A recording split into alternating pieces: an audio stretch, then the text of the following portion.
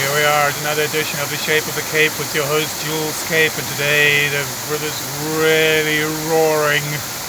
What a pumping flow after the rains.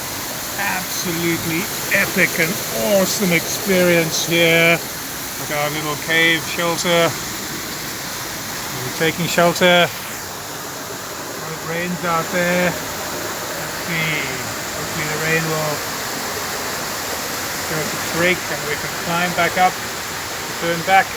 But for now we're at the sanctuary, the sacred treasure space, beautifully flowing with luscious rainfall. Absolutely epic scenario.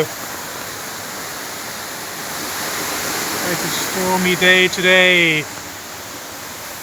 The river is pumping. Beautiful experience. And you could share it here. Tap into the awesome power as it rains now, filling the river.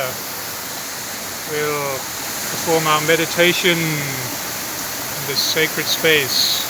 Tap into the beauty and uplifting atmosphere of nature and the surroundings here.